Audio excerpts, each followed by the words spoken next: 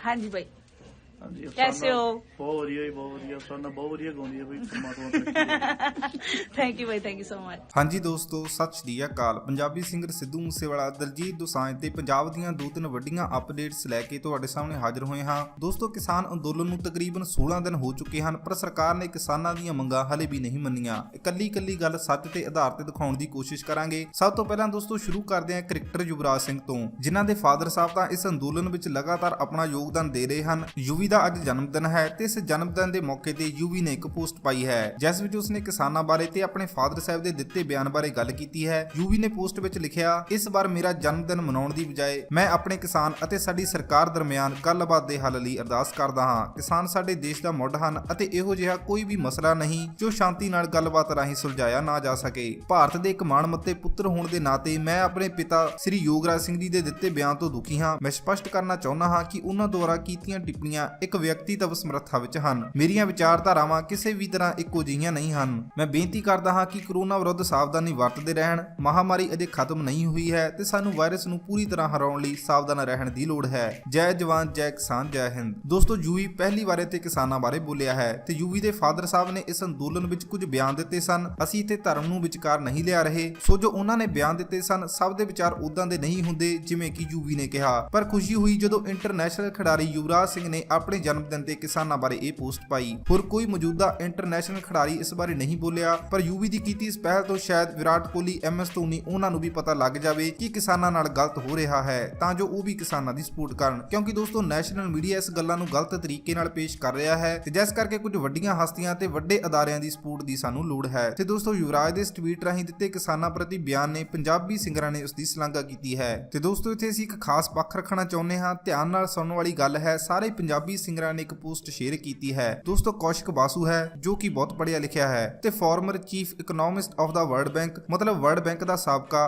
ਅਰਥ ਸ਼ਾਸਤਰੀ ਸੀ, ਜੋ ਪੂਰੀ ਦੁਨੀਆ ਨੂੰ ਅਰਥ ਵਿਵਸਥਾ ਬਾਰੇ ਆਪਣੀ ਸਲਾਹ ਦਿੰਦਾ ਸੀ। ਉਸ ਬੰਦੇ ਨੇ ਕੱਲ ਟਵੀਟ ਕਰਕੇ ਕਹਿ ਦਿੱਤਾ ਕਿ ਮੈਂ ਹੁਣ ਭਾਰਤ ਦੇ ਨਵੀਂ ਖੇਤੀ ਬਿੱਲਾਂ ਬਾਰੇ ਸਰਚ ਕੀਤੀ ਤੇ ਮੈਨੂੰ ਮਹਿਸੂਸ ਹੋਇਆ ਕਿ ਇਹ ਬਿੱਲ ਕਮਜ਼ੋਰ ਨੇ ਅਤੇ ਇਹ ਕਿਸਾਨਾਂ ਲਈ ਨੁਕਸਾਨਦਾ ਹੋਣਗੇ। ਸਾਡੇ ਖੇਤੀਬਾੜੀ ਨਿਯਮਾਂ ਨੂੰ ਬਦਲਣ ਦੀ ਜ਼ਰੂਰਤ ਹੈ, ਪਰ ਨਵੇਂ ਬਿੱਲ ਕਿਸਾਨਾਂ ਨਾਲੋਂ ਕਾਰਪੋਰੇਟਾਂ ਦਾ ਹੱਕ ਜ਼ਿਆਦਾ ਪੂਰਦੇ ਨੇ। ਭਾਰਤ ਦੇ ਕਿਸਾਨਾਂ ਦੀ ਸੰਵੇਦਨਸ਼ੀਲਤਾ ਤੇ ਨੈਤਿਕ ਤਾਕਤ ਨੂੰ ਪਰੇਸ਼ਾਨੀ। ਹੁਣ ਇਸ ਬਾਰੇ ਮੋਦੀ ਭਗਤ ਕੀ ਕਹਿਣਗੇ? ਕਿਸਾਨ ਤਾਂ ਨਾਮ ਸਮਝ ਨੇ, ਕਿਸਾਨਾਂ ਨੂੰ ਉਕਸਾਇਆ ਜਾ ਰਿਹਾ ਹੈ। ਇਹ ਗੱਲਾਂ ਕਹਿਣ ਬਾਰੇ ਹੁਣ ਦੱਸੋ। ਇੰਨੇ ਵੱਡੇ ਅਰਥ ਸ਼ਾਸਤਰੀ ਨੇ ਇਹ ਗੱਲ ਕਹਿ ਦਿੱਤੀ ਕਿ ਇਹ ਬਿੱਲ ਕਿਸਾਨਾਂ ਦੇ ਨਹੀਂ, ਕਾਰਪੋਰੇਟ ਅਵਾਨੀਆਂ ਅਡਾਨੀਆਂ ਦੇ ਹੱਕ ਵਿੱਚ ਨੇ। ਜਿਹੜੇ ਲੋਕ ਕਹਿ ਰਹੇ ਸਨ ਕਿ ਕਿਸਾਨਾਂ ਨੂੰ ਗੁੰਮਰਾਹ ਕੀਤਾ ਜਾ ਰਿਹਾ ਹੈ, ਇਹਨਾਂ ਨੂੰ ਭਟਕਾਇਆ ਜਾ ਰਿਹਾ ਹੈ, ਹੁਣ ਦੱਸਣ। ਦੋਸਤੋ, ਸਾਫ਼ ਸਪਸ਼ਟ ਗੱਲ ਹੈ ਕਿ ਇਹ ਬਿੱਲ ਕਿਸਾਨਾਂ ਦੇ ਭਵਿੱਖ ਨੂੰ ਖਰਾਬ ਕਰ ਦੇਣਗੇ ਤੇ ਅਬਾਨੀ ਅਡਾਨੀਆਂ ਦਾ ਬਿਜ਼ਨਸ ਵਧਾਉਣ ਲਈ ਇਹ ਕਾਨੂੰਨ ਬਣਾਏ ਗਏ ਹਨ। ਦੋਸਤੋ, ਪੰਜਾਬੀ ਸਿੰਗਰ ਜੋ ਕਿ ਲਗਾਤਾਰ ਇਸ ਅੰਦੋਲਨ ਦਾ ਹਿੱਸਾ ਬਣੇ ਹੋਏ ਹਨ ਤੇ ਰਣਜੀਤ ਬਾਵਾ, ਉਸਨੇ ਹਾਲ ਹੀ ਇੱਕ ਪੋਸਟ ਪਾਈ ਹੈ ਜਿਸ ਵਿੱਚ ਲਿਖਿਆ, ਇੱਕ ਵੇਲਾ ਉਹ ਸੀ ਜਦੋਂ ਦੇਸ਼ ਦਾ ਅੰਨਦਾਤਾ ਨੋਟਾਂ ਤੇ ਹੋਇਆ ਕਰਦਾ ਸੀ। ਇੱਕ ਆ ਵੇਲਾ ਹੈ ਜਦੋਂ ਆਪਣੇ ਹੱਕਾਂ ਲਈ ਸੜਕਾਂ ਤੇ ਬੈਠਾ ਹੈ। ਇਸ ਟਵੀਟ ਰਾਹੀਂ ਰਣਜੀਤ ਨੇ ਮੋਦੀ ਵੱਲ ਹੀ ਇਸ਼ਾਰਾ ਕੀਤਾ। ਨੋਟਬੰਦੀ ਤੋਂ ਬਾਅਦ ਕਾਲਾ ਧਨ ਵਾਪਸ ਆਵੇਗਾ, ਆ ਗਿਆ ਵਾਪਸ। ਤੇ ਦੋਸਤੋ, ਇਕੱਲਾ ਸਿੰਗਰ ਸਰਕਾਰ ਦੇ ਖਿਲਾਫ ਹੈ। ਅੰਧ ਭਗਤ ਹਲੇ ਵੀ ਬੋਲ ਰਹੇ ਹਨ ਕਿ ਇਹ ਬਿੱਲ ਕਿਸਾਨਾਂ ਦੇ ਹੱਕ ਵਿੱਚ ਨੇ। ਤੇ ਦੋਸਤੋ, ਹੁਣ ਇੱਥੇ ਇੱਕ ਗੱਲ ਕਰਨਾ ਚਾਹੁੰਦੇ ਆ ਦਲਜੀਤ ਤੇ ਕੰਗਣਾ ਦੀ। ਪਹਿਲਾਂ ਵੀ ਇਹ ਇੱਕ ਦੂਜੇ ਨੂੰ ਕਾਫੀ ਕੁਝ ਸੁਣਾ ਚੁੱਕੇ ਹਨ ਤੇ ਹੁਣ ਇਹਨਾਂ ਦਾ ਟਵਿੱਟਰ ਤੇ ਫਿਰ ਸਿਲਸਿਲਾ ਸ਼ੁਰੂ ਹੋ ਗਿਆ ਹੈ। ਦਲਜੀਤ ਨੇ ਹਾਲ ਹੀ ਟਵੀਟ ਕਰਦੇ ਹੋਏ ਕਿਹਾ, ਫੇਰੇ ਦੇਣੀ ਦੇ ਐਵੇਂ ਲਗਾੜ ਚੱਕੀ ਫਿਰਦੇ ਨੇ। ਇਹ ਟਵੀਟ 'ਚ ਤਾਂ ਰਣਜੀਤ ਨੇ ਅੰਧ ਭਗਤਾਂ ਨੂੰ ਜਵਾਬ ਦਿੱਤਾ। ਤੇ ਦੋਸਤੋ, ਇਸ ਤੋਂ ਪਹਿਲਾਂ ਕੰਗਣਾ ਨੇ ਦਲਜੀਤ ਕਿੱਥੇ ਆ ਹੈਸ਼ਟੈਗ ਯੂਜ਼ ਕਰਦੇ ਹੋਏ ਇੱਕ ਟਵੀਟ ਕੀਤਾ ਸੀ ਤੇ ਕਿਹਾ ਸੀ ਕਿ ਦੁਬਾਰਾ ਜੋ ਮੈਂ ਕਿਹਾ ਉਹ ਸਹੀ ਹੈ। ਕਿਸੇ ਚੀਜ਼ ਦੀ ਕਲਪਨਾ ਕਰਕੇ ਬੋਲਣਾ। ਜੇ ਇਹ ਮਾਮਲਾ ਅਦਾਲਤ ਵਿੱਚ ਹੁੰਦਾ ਤਾਂ ਅਗਲੀ ਵਾਰ ਚਿੱਲਰ ਪਾਰਟੀ ਵੱਲੋਂ ਗਾਲਾਂ ਕੱਢਣ, ਤੰਗ ਕਰਨ, ਮਜ਼ਾਕ ਉਡਾਉਣ ਤੇ ਨਿਸ਼ਾਨਾ ਬਣਾਉਣ ਤੋਂ ਪਹਿਲਾਂ ਯਾਦ ਰੱਖਣ ਕਿ ਤੁਸੀਂ ਸਾਰੇ ਪਿਤਾਵਾਂ ਦੀ ਮਾਂ ਨਾਲ ਗੱਲ ਕਰ ਰਹੇ ਹੋ। ਦਲਜੀਤ ਕਿੱਥੇ ਆ? ਇੱਥੇ ਕੰਗਣਾ ਨੇ ਪਹਿਲਾਂ ਸ਼ੁਰੂਆਤ ਕੀਤੀ ਹੈ, ਬੁਰਾ ਭਲਾ ਤਾਂ ਉਹ ਸਾਰੇ ਕਿਸਾਨ ਤੁਹਾਨੂੰ ਕਹਿ ਰਹੇ ਹਨ ਜਿਨ੍ਹਾਂ ਦੇ ਵਿਰੋਧ ਵਿੱਚ ਤੁਸੀਂ ਖੜੇ ਹੋ। ਦਲਜੀਤ ਕਿੱਥੇ ਆ? ਇਹ ਕਹਿ ਕੇ ਕੰਗਣਾ ਹੁਣ ਦੁਬਾਰਾ ਦਲਜੀਤ ਨਾਲ ਪੰਗਾ ਲੈ ਰਹੀ ਹੈ। ਇਸ ਤੋਂ ਬਾਅਦ ਕੰਗਣਾ ਨੇ ਇੱਕ ਹੋਰ ਪੋਸਟ ਪਾਈ ਹੈ, ਉਸ ਵਿੱਚ ਵੀ ਇਹੀ ਕਿਹਾ, ਦਲਜੀਤ ਕਿੱਥੇ ਆ? ਸਾਰੇ ਉਸ ਨੂੰ ਟਵਿੱਟਰ ਤੇ ਲੱਭ ਰਹੇ ਹਨ। ਤੇ ਜਿਸ ਤੋਂ ਬਾਅਦ ਦਲਜੀਤ ਨੇ ਇਹ ਟਵੀਟ ਕੀਤਾ, ਸਵੇਰ ਉੱਠ ਕੇ ਜਿਮ ਲਾਇਆ, ਫਿਰ ਸਾਰਾ ਦਿਨ ਕੰਮ ਕੀਤਾ, ਹੁਣ ਮੈਂ ਸੌਣ ਲੱਗਾ ਹਾਂ,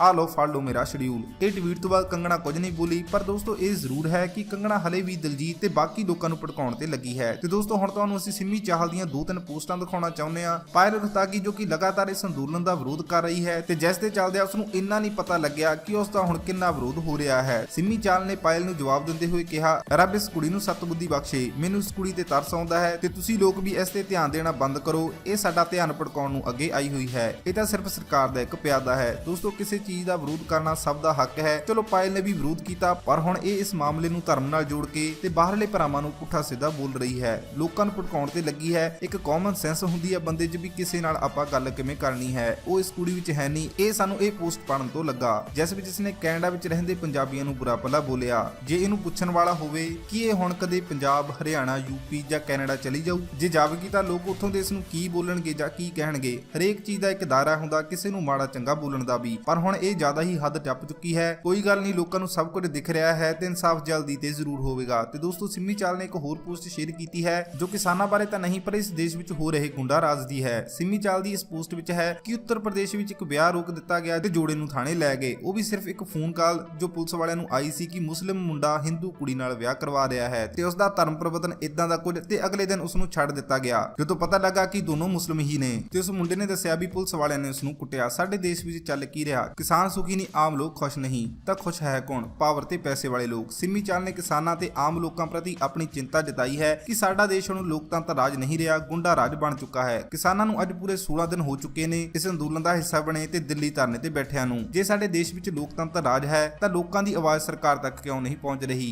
ਇੱਕ ਨਵੀਂ ਪਾਰਲੀਮੈਂਟ ਬਣਾਈ ਗਈ ਹੈ 1000 ਕਰੋੜ ਦੀ, ਕੀ ਇਸ ਦੀ ਵਾਕਈ ਹੀ ਲੋੜ ਸੀ? ਸਵਾਲ ਬਹੁਤ ਨੇ ਪਰ ਜਵਾਬ ਕਿਸੇ ਕੋਲ ਨਹੀਂ। ਤੇ ਦੋਸਤੋ, ਸਿੱਧੂ ਮੂਸੇਵਾਲੇ ਨੂੰ ਹਾਲ ਹੀ ਅਫਸਾਨਾ ਖਾਨ ਉਸਦੇ ਘਰ ਮਿਲਣ ਗਈ ਤੇ ਇੱਕ ਗਾਣਾ ਵੀ ਰਿਕਾਰਡ ਕੀਤਾ ਹੈ ਤੇ ਜਿਸ ਦੀ ਸਟੋਰੀ ਨੂੰ ਅਫਸਾਨਾ ਖਾਨ ਨੇ ਸ਼ੇਅਰ ਕਰਦੇ ਹੋਏ ਲਿਖਿਆ, ਸੁਣ। ਦੋਸਤੋ, ਅਗਲੇ 10 ਕੁ ਦਿਨਾਂ ਤੱਕ ਸਿੱਧੂ ਦਾ ਗਾਣਾ ਆ ਰਿਹਾ ਹੈ, ਕਿਸਾਨਾਂ ਵਾਲਾ ਗਾਣਾ ਦੱਸਿਆ ਜਾ ਰਿਹਾ ਹੈ, ਬਾਕੀ ਆਉਣ ਵੇਲੇ ਹੀ ਪਤਾ ਲੱਗੇਗਾ। ਤੇ ਦੋਸਤੋ, ਇੱਥੇ ਤੁਹਾਨੂੰ ਕਵਿਤਾ ਜੋ ਕਿ ਪੰਜਾਬੀ ਫਿਲਮਾਂ ਵਿੱਚ ਵੀ ਨਜ਼ਰ ਆ ਚੁੱਕੀ ਹੈ, ਉਸਨੇ ਹਾਲ ਹੀ ਇੱਕ ਟਵੀਟ ਕੀਤਾ ਹੈ ਜਿਸ ਵਿੱਚ ਲਿਖਿਆ ਹੈ, 87 रुपए के 3 बुट्टे, ये होता है खेत से कॉर्पोरेट तक का सफर, हम किसानों से आप 10 रुपए के 3 ले सकते हो। ਦੋਸਤੋ, ਇਹ ਸਭ ਕੁਝ ਆਪਣੀਆਂ ਫਸਲਾਂ ਨਾਲ ਹੋਣਾ ਜੇ ਆਪਾਂ ਸੁਚੇਤ ਨਾ ਹੋਏ ਤੇ ਸਰਕਾਰ ਨੇ ਇਹਨਾਂ ਬਿੱਲਾਂ ਨੂੰ ਰੱਦ ਨਾ ਕੀਤਾ।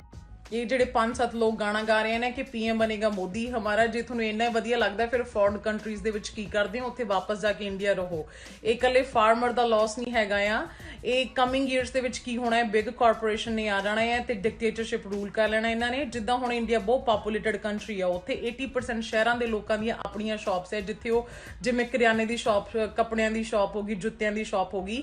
ਜਦੋਂ ਬਿਗ ਕਾਰਪੋਰੇਸ਼ਨ ਆਈਆਂ ਇਹਨਾਂ ਨੇ ਸਾਰੀਆਂ ਉਹ ਬੰਦ ਕਰ ਦੇਣੀਆਂ, ਮਿਡਲ ਮੈਨ ਨੂੰ ਇਹਨਾਂ ਨੇ ਚੱਕ ਦੇਣਾ ਆ। ਫਿਰ ਤੁਹਾਡੀ ਟਿਫਨਾਂ ਦੇ ਵਿੱਚ ਰੋਟੀ ਪੈਕ ਕਰਾ ਕੇ 12-12 ਘੰਟੇ ਤੁਹਾਡੇ ਤੋਂ ਕੰਮ ਕਰਾਇਆ ਕਰਨਗੇ ਤੇ ਤੁਹਾਨੂੰ 5-5, 7-7 ਹਜ਼ਾਰ ਰੁਪਏ ਦਿਆ ਕਰਨਗੇ। ਜਿਵੇਂ ਕਿ ਹੁਣ ਅਮਰੀਕਾ ਵਰਗੀਆਂ ਕੰਟਰੀਜ਼, ਬੰਗਲਾਦੇਸ਼ ਦੇ ਵਿੱਚ ਤੇ ਚਾਈਨਾ ਦੇ ਵਿੱਚ ਲੇਬਰ ਕਰਾਉਂਦੇ ਆ ਬਿਕੋਜ਼ ਉੱਥੇ ਸਸਤੀ ਲੇਬਰ ਆ। ਸੇਮ ਹਾਲ ਤੁਹਾਡਾ ਹੋਣ ਵਾਲਾ, ਫਿਰ ਤੁਸੀਂ ਲੋਕ ਰੋਂਗੇ। ਤੇ ਹੁਣ ਤੁਹਾਨੂੰ ਰੱਬ ਦਾ ਵਾਸਤਾ ਹੈ, ਆਪਣੀ ਧਰਮ ਦੇ ਪਿੱਛੇ ਵੋਟ ਦੇਣੀ ਬੰਦ ਕਰੋ। ਇਹ ਧਰਮਾਂ ਦਾ ਮਾਮਲਾ ਨਹੀਂ ਹੈਗਾ, ਸਾਰੇ ਇੱਕ ਹੈ, ਹਿੰਦੂ, ਸਿੱਖ, ਮੁਸਲਿਮ, ਈਸਾਈ, ਸਾਰੇ ਲੋਕ ਆਪਾਂ ਇੱਕ ਆ। ਤੇ ਪਲੀਜ਼ ਸਪੋਰਟ ਫਾਰਮਰਸ। ਸਾਡਾ ਹਿੰਦੂ ਨਾ ਕੋਈ ਵੈਰ ਨਹੀਂ, ਇਹ ਵੀ ਆਪਣਾ ਏ ਕੋਈ ਗੈਰ ਨਹੀਂ, ਸਾਡੀ ਕਿਸੇ ਧਰਮ ਨਾਲ ਲੱਗਦੀ ਨਹੀਂ, ਅਸੀਂ ਔਖੇ ਹਾਂ ਸਰਕਾਰ ਤੋਂ। ਨਾ ਤੀਰਾਂ ਨਾ ਤਲਵਾਰਾਂ ਤੋਂ, ਸਿੱਖ ਕੌਮ ਡਰੇ ਗੱਦਾਰਾਂ ਤੋਂ, ਸਾਨੂੰ ਵੈਰੀ ਤੋਂ ਕੋਈ ਖਤਰਾ ਨਹੀਂ, ਡਰ ਲੱਗਦਾ ਆਪਣੇ ਆਇਆ। ਤੇ ਦੋਸਤੋ, ਜੇ ਤੁਸੀਂ ਵੀ ਆਪਣੀ ਕੋਈ ਵੀਡੀਓ ਜਾਂ ਨਿਊਜ਼ ਸਾਡੇ ਨਾਲ ਸ਼ੇਅਰ ਕਰਨਾ ਚਾਹੁੰਦੇ ਹੋ ਤਾਂ ਸਾਡੇ ਇੰਸਟਾਗ੍ਰam ਅਕਾਊਂਟ ਤੇ ਭੇਜ ਸਕਦੇ ਹੋ। ਤੇ ਦੋਸਤੋ, ਨਾਲ ਹੀ ਸਾਡੇ ਚੈਨਲ ਨੂੰ ਸਬਸਕ੍ਰਾਈਬ ਕਰਕੇ ਸਪੋਰਟ ਜ਼ਰੂਰ ਕਰਿਓ। ਧੰਨਵਾਦ।